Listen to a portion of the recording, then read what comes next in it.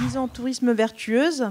Comment faire pour intégrer les problématiques de gestion de flux et de mise en avant de l'humain dans la production touristique. Donc je vais appeler Maud Durando, Caroline Poujol et Jolanda Vandenberg à me rejoindre.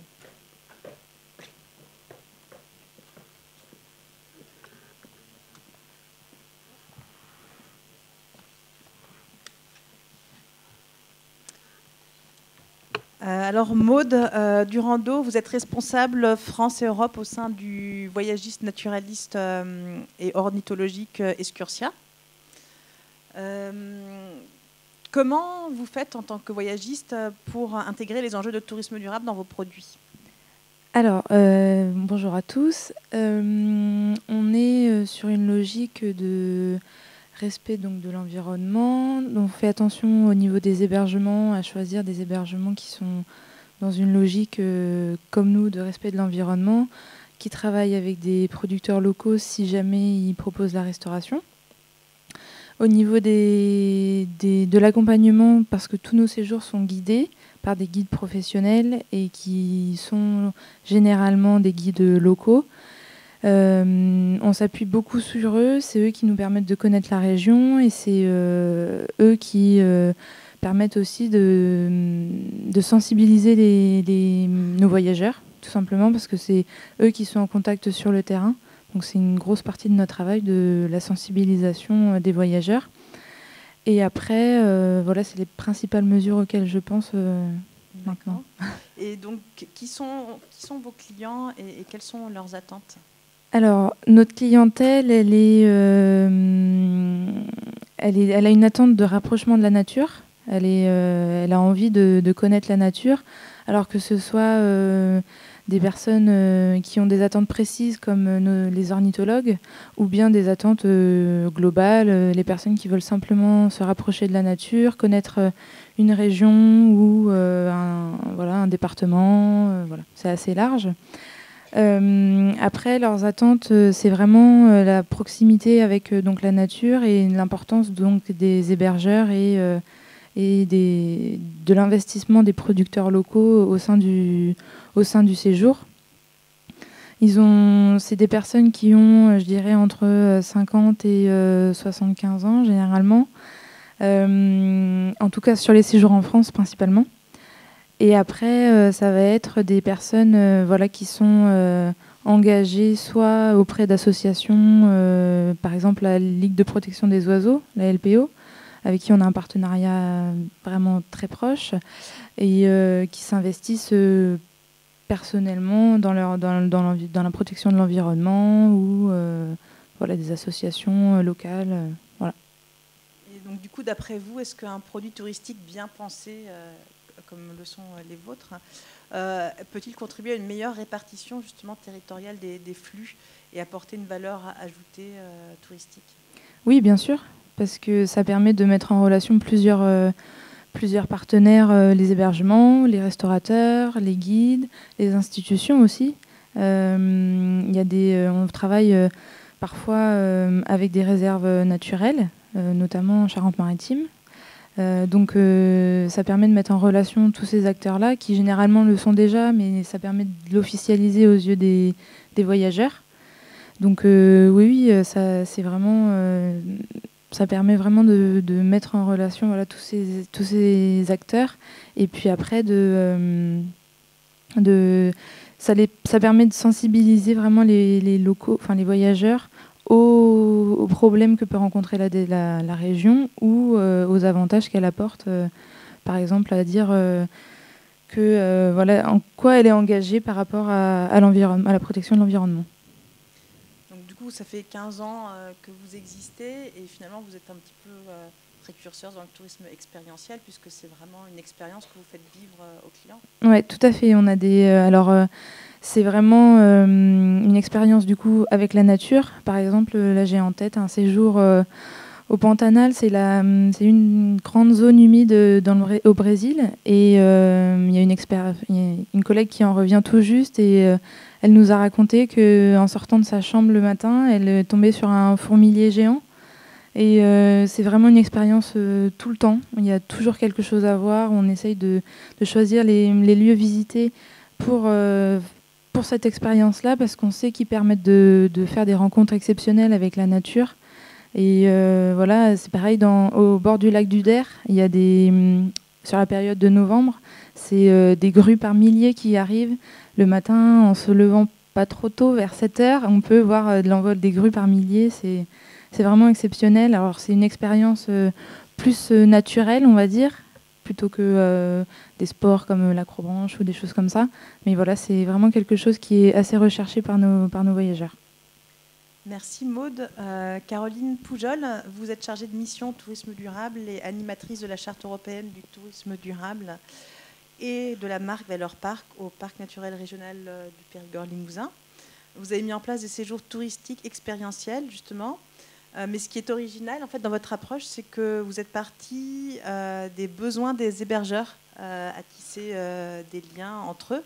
Racontez-nous un petit peu comment vous avez mis en place ces séjours avec les hébergeurs. Bonjour à tout le monde.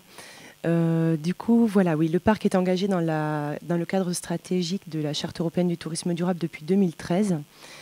Et donc, quand je suis arrivée en 2013 pour mettre en place ce schéma touristique à l'échelle du parc, c'était donc avec l'objectif de construire une offre écotouristique visible, emblématique de notre territoire PNR Périgord-Limousin, donc à cheval entre le sud de Haute-Vienne et nord d'Ordogne, et dans le triangle de Périgueux, Angoulême, Limoges, pour vous situer. Voilà donc un territoire rural, tourisme diffus, avec beaucoup au niveau des caractéristiques, beaucoup de milieux forêts, très irrigués, tête de 3 bassins versants. Voilà, donc il fallait qu'on puisse travailler sur une offre touristique emblématique d'un tourisme que le parc souhaitait mettre en avant, voulait développer. Et la Charte européenne du tourisme durable nous a permis en fait de développer des outils d'accompagnement, de qualification en lien avec les acteurs du territoire. Donc ces outils d'accompagnement, enfin, moi donc à titre personnel, j'ai réalisé des audits, des visites de sites filière par filière, de personnes et de filières qui représentaient l'offre de notre territoire, en nous appuyant donc sur la marque Valeur Parc. On parlait tout à l'heure de l'écolabel. Nous, c'est vrai que par rapport aux caractéristiques de notre territoire et notamment de l'offre en hébergement, on est beaucoup sur de l'hébergement rural, des petits meublés, chambres d'hôtes, camping, mais qui, s'ils ne se retrouvaient pas dans l'écolabel, pouvaient justement se retrouver dans la marque Valeur Parc, qui s'adresse du coup à des services comme les hébergements touristiques, les savoir-faire et les produits. Et il se trouve que nous, sur le PNR, on pouvait travailler avec cette marque sur les fermes pédagogiques, les produits miel, donc les producteurs de miel, les hébergements touristiques et les artisans châtaigniers, parce qu'on a une grosse filière de savoir-faire et métiers d'art. Et cette marque nous a permis de fédérer ces différentes filières et de travailler avec elles dans des accompagnements collectifs sur comment on peut essayer de se mettre en réseau pour développer une offre identitaire, emblématique du territoire, avec les dimensions de la marque. C'est l'humain, on en a parlé assez largement. Vous vous êtes rendu compte qu'ils avaient tous une histoire à raconter, finalement. Voilà, le rapport au territoire, parce qu'en fait, voilà, on ne fait pas un tourisme hors sol, on est dans le Périgord-Limousin, et ce tourisme en Périgord-Limousin, il a cette coloration, donc c'est à nous d'essayer de travailler avec eux du coup sur la thématisation de cette offre-là. Et l'aspect environnemental, parce que c'est vrai que la marque Valeur Parc aborde du coup les questions de la connaissance de la biodiversité, maîtrise de gestion environnementale, etc., la mobilité. la marque a été finalement le prétexte à la qualification de ces acteurs. Et une fois que ces acteurs sont qualifiés, on travaille donc sur la base, enfin le terrain. Il faut qu'on puisse se dire, bon, leurs besoins, après, c'est aussi d'être visible, d'avoir de la notoriété, parce que voilà, il ne suffit pas juste de mettre en place une marque pour se faire plaisir, il faut pouvoir la valoriser avec une filière un petit peu constituée. Et la valorisation, c'était de mettre voilà, de créer du séjour, des suggestions, du week-end, parce que monter du séjour, c'est pas une vocation première dans un PNR. C'était à travers leur savoir-faire, en fait. Vous avez détecté qu'ils avaient tous des savoir-faire particuliers. Oui, on est parti du coup de la base, en fait, et de ces audits individuels pour essayer de se dire, bon voilà, au-delà de l'offre touristique, l'hébergement, voilà, avec la qualification de tel type d'hébergement, derrière, on a une personne qui reçoit ces gens-là. Cette personne, c'est aussi un habitant du territoire. Et quelle est sa plus-value? Qu'est-ce qu'il est capable d'amener pour colorer l'offre de son site, mais aussi en fait finalement donner la valeur ajoutée du territoire au sens large. On travaille avec des personnes qui ont des profils un petit peu différents, mais du coup sur la base de l'humain, voilà, sur la base de ces personnes et des pépites qu'ils avaient à valoriser, soit des pépites humaines, soit de sites. On a pu travailler avec des artisans châtaigniers sur la mise en place de stages savoir-faire artisanat, donc des petits stages de 2 jours pour des groupes vraiment réduits, parce que c'est vrai que voilà, on est là avec des personnes qui n'ont pas forcément la capacité d'accueillir beaucoup de monde en stage, mais sur des modèles de 3-5 personnes, des stages d'apiculture. En lien avec les hébergeurs touristiques, on a pu aussi travailler sur des journées, mais qui devenaient finalement des week-ends, des suggestions week-ends. On vient chez nous dans le PNR Périgord-Limousin. On peut venir à l'automne faire de la cueillette de châtaignes, de la transformation, fabriquer sa confiture avec l'hébergeur X ou Y. Vous avez fabriqué des services de thé aussi, céramique, c'est ça? Oui, voilà, on travaille avec des artistes céramistes, donc beaucoup d'artisans métiers d'art. On en a plus de 200 sur le territoire du PNR. Et du coup, c'est des personnes qui sont dans un réseau, parce que parfois elles sont hébergeurs et du coup elles ont typé tout leur hébergement avec leur savoir-faire. C'est des personnes qui font aussi de l'aménagement intérieur et qui vont pouvoir, dans le cadre de l'accueil touristique en séjour, proposer un stage de savoir-faire, donc prendre le temps, déconnecter et renouer avec justement une personne, un métier, un savoir-faire, et partir avec la tasse qu'ils auront fabriquée, etc. Donc ça, c'était par rapport aux clients, mais ce qui était intéressant, je trouvais, dans votre approche, c'est que vous avez fait découvrir les hébergeurs entre eux, on fait des stages, oui. C'est ça, d'échange de savoir-faire, oui. Finalement. Mais là, c'est en fait la dynamique d'accompagnement. L'accompagnement, il est individuel avec la qualification, il est collectif. Il faut qu'on fasse en sorte qu'ils se connaissent les uns les autres pour aussi après parler à l'échelle d'un territoire et en fait développer des connexions qui parfois sont naturelles et d'autres fois plus délicates. Enfin voilà, il faut qu'on puisse les faire se rencontrer. Et en fait, ces séjours, ils ont démarré par des stages interconnaissance des uns et des autres. On a mis en place des stages de modelage de terre crue sur des sites emblématiques du parc. Nous, on a des tout petits sites de visite. Le plus gros, il excède pas 30 000 visiteurs par an. Mais en fait, il faut qu'on le transforme en plus-value. Comment on réussit à disséminer sur le territoire les visiteurs qui viennent sur les pépites que pourront leur amener les hébergeurs ou la base du réseau des marques Valeurs Parc. Merci Caroline, je suis désolée, on est pris par le temps. Puis si on va avoir le temps pour des questions tout à l'heure, on reviendra dessus, j'espère, avec la salle tout à l'heure.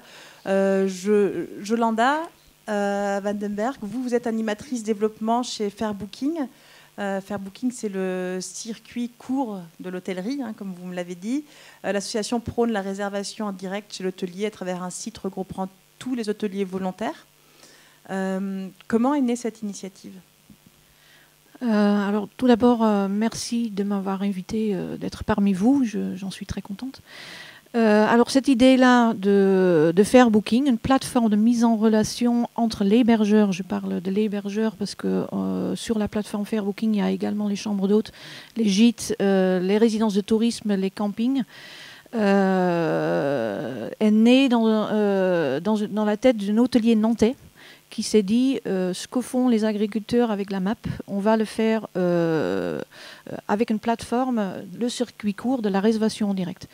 Donc ça a été lancé par des hôteliers nantais en 2013 et aujourd'hui on a 3855 hébergeurs réunis sur cette plateforme.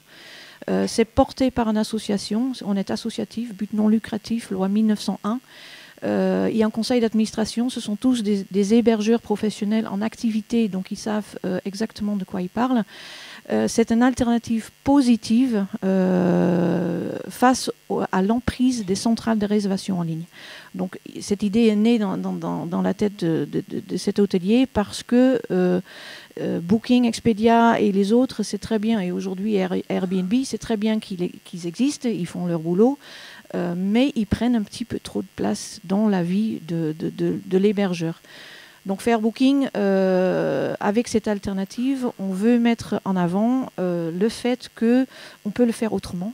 On peut réservation en direct, donc on a un petit peu ce lien entre l'hébergeur professionnel et les clients. L'hébergeur professionnel qui souhaite avoir des réservations en direct pour des raisons évidentes. Et il y a une prise de conscience, on en a parlé tout à l'heure, de plus en plus important parmi le grand public qui est au courant comment ça se passe avec les grandes sociétés, les grands mastodontes, avec les GAFA, et qui souhaitent passer par ce circuit court et être en contact direct avec l'hébergeur. Et quel est l'avantage justement pour le client de passer en direct ou par faire booking en direct? Alors pour les clients, l'avantage c'est la réservation en direct, c'est les contacts humains qu'il n'a pas quand il utilise une grande centrale de réservation en ligne. Et c'est un avantage, on met en avant pour le remercier de réserver en direct. On lui propose soit une réduction sur le tarif affiché de 5 à 10%, soit un petit déjeuner offert, soit un surclassement. Et depuis la loi Macron et que l'hébergeur a désormais le droit d'être moins cher sur son site officiel que sur une centrale de réservation en ligne, on a rajouté un quatrième avantage qui s'appelle meilleur tarif garanti. Parce que dans la tête du client, très souvent, il pense si je réserve par une centrale de réservation en ligne, j'aurai les meilleurs tarifs. Or, très souvent désormais depuis l'été 2015, le meilleur tarif se trouve sur le site officiel de l'établissement et non plus sur le central de réservation en ligne. Donc ça fait partie de notre communication auprès du grand public pour leur expliquer, réservez en direct, vous aurez le contact humain et en plus, vous aurez les meilleurs tarifs. Et donc, pensez-vous vraiment être une réelle concurrence face aux géants de la réservation en ligne? On n'a pas cette présentation-là. On n'a pas les moyens. Alors, on peut aller dans un débat où Booking paye 4 milliards d'euros à Google pour avoir cette fameuse première ligne sur Google. On n'a pas 4 milliards d'euros. Et même si on les avait, on ne les payera pas à Google. Non, on n'a pas cette prétention-là. On est encore une fois une alternative bienveillante et positive et qui met en notre travail. Non seulement c'est donc cette plateforme qui existe, mais c'est également, on fait une communication auprès du grand public. On est très présent sur les réseaux sociaux.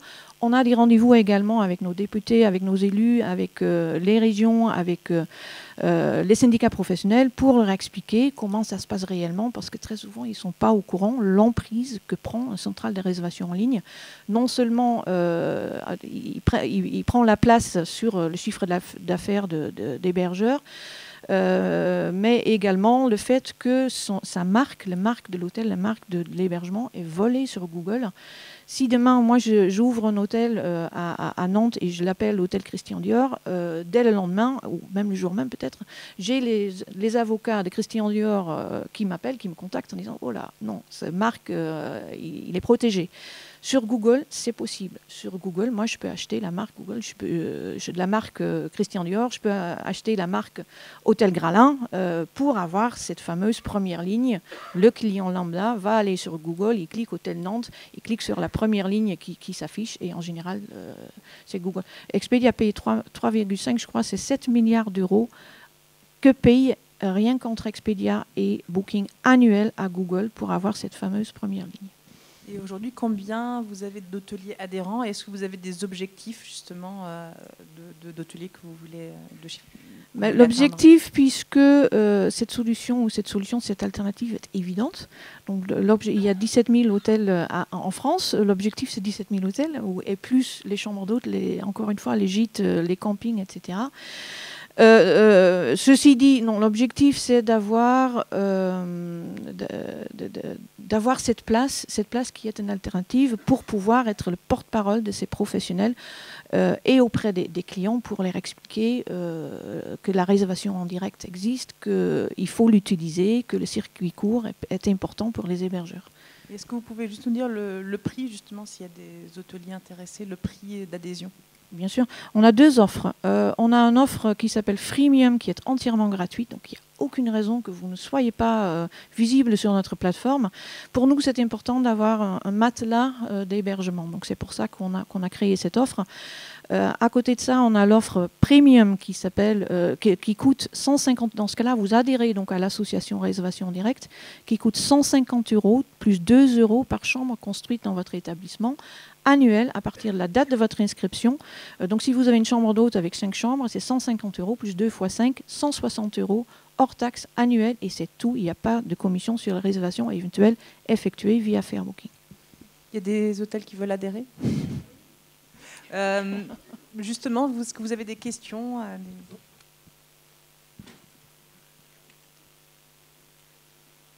Oui, bonjour. Donc, je dirige Betterfly, une entreprise qui développe des outils, et notamment l'affichage environnemental, qui permet de communiquer l'impact environnemental des hôtels. Un des points noirs aujourd'hui, c'est qu'aucun site de réservation en ligne ne met en avant l'offre écologique des hôtels. Et du coup, on va nous dire que ça n'apporte pas de chiffre d'affaires et que le client n'est pas intéressé. Est-ce que chez Fairbooking, vous avez un positionnement là-dessus? Je connais un peu la réponse, mais... Hubert connaît un petit peu la réponse parce qu'on est partenaire sur cet affichage environnemental ensemble avec l'ADEME, avec les syndicats professionnels, avec les CCI. Et si j'oublie quelque chose, tu le rajoutes.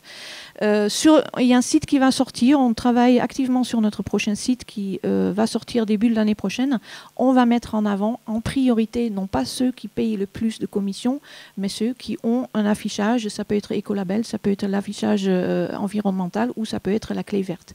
On va mettre en avant les établissements qui font des efforts pour l'environnement. Merci pour la question, Hubert. D'autres questions? Bonjour, Jean-Marie Sterclair. Je voudrais m'adresser à Madame Maud Durando. Je me sentais un petit peu mal à l'aise tout à l'heure lorsque je me rappelle de l'introduction, on parlait de mutation et attente des comportements touristiques. Donc on était dans des choses, on voyait qui évoluaient. Lorsque j'entends le terme durable sur des destinations qui invitent à prendre un avion, donc qui consomment du kérosène, qui au passage n'est pas taxé, mais ça c'est une parenthèse, et qui par définition contribue justement à souligner les problèmes auxquels aujourd'hui nous sommes confrontés, j'aurais aimé savoir quelle peut être votre position par rapport à ce point important. Merci pour la question. Alors, il faut savoir qu'il existe des moyens de compensation par rapport aux dépenses effectuées par rapport au kérosène, etc. Et alors, on a eu une association qui est un petit peu dormante pour investir justement et compenser les dépenses qu'on effectuait sur les trajets en avion, etc. Après, c'est vrai que pour le moment, on est nous investis personnellement en tant qu'employés à faire attention à l'environnement et à nos déplacements. Après, voilà, il faudrait qu'on sensibilise encore plus nos clients par rapport à l'environnement et au déplacement en avion. Malheureusement, je pense que pour découvrir la nature à l'étranger, on n'a pour le moment pas d'autre solution que de prendre l'avion. Mais voilà, c'est des mesures qui existent et auxquelles on est attaché et auxquelles on voudrait éventuellement faire part. C'est un projet qui est en réflexion, c'est une réflexion qui doit être commune à l'entreprise et qui doit mûrir voilà, dans les prochaines ambitions là, qui devraient arriver d'ici peu. Voilà. Merci. Est-ce qu'il y a d'autres questions ou,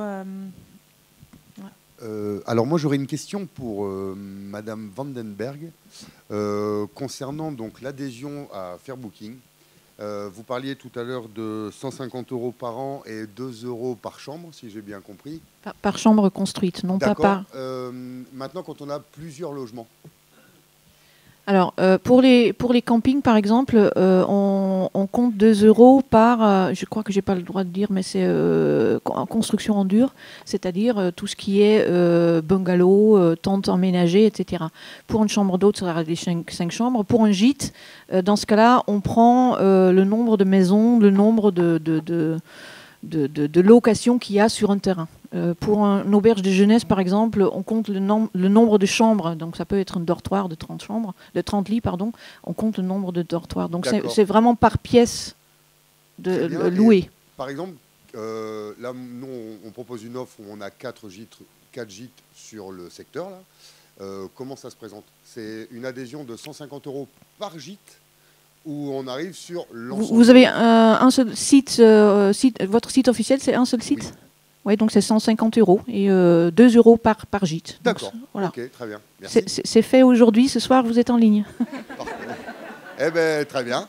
À tout à l'heure. C'est le gîte où on a dormi? Magnifique, magnifique. Ravi de vous avoir parmi nous.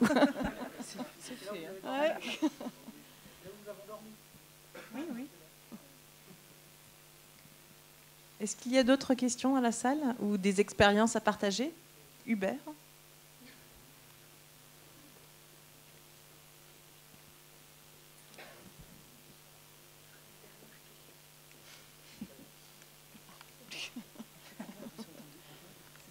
C'est une question pour Maude.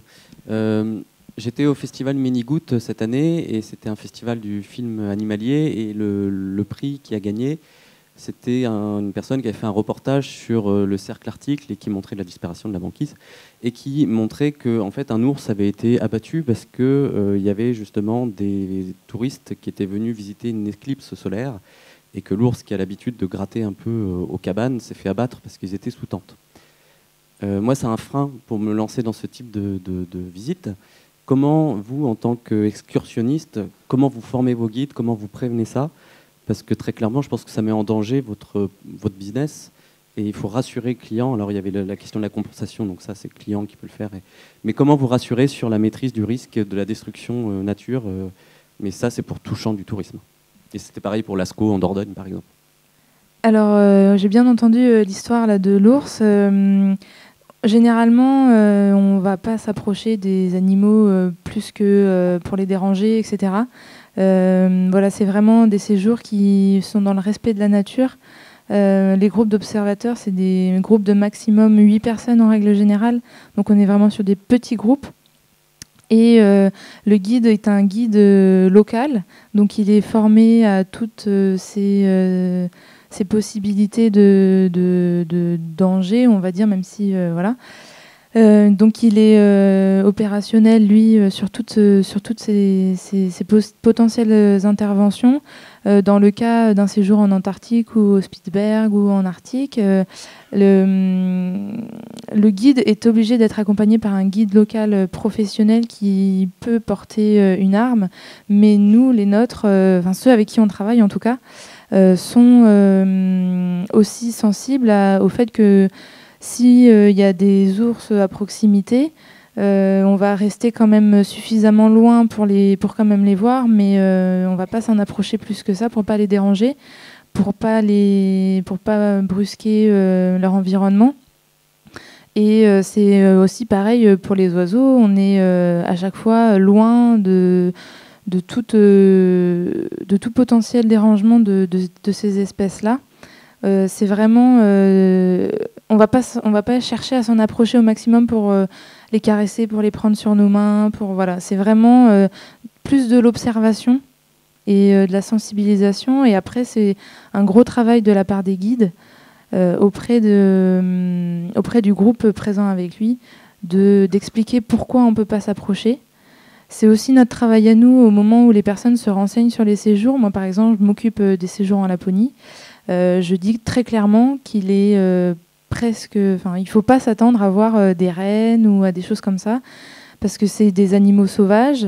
On s'en approche pas. C'est des animaux, s'ils se trouvent sur notre route, on va peut-être s'arrêter pour les observer, mais on ne va surtout pas descendre du véhicule, parce que ça mettrait en danger et l'animal et nous. Donc on est plus dans cette démarche de respect de la nature et pas du tout dans l'approche pour essayer de chercher le contact avec l'animal. C'est plus l'observation vraiment qui est mise en avant et voilà, pas du tout du danger. Merci Maude, merci à toutes les trois d'être venues. Donc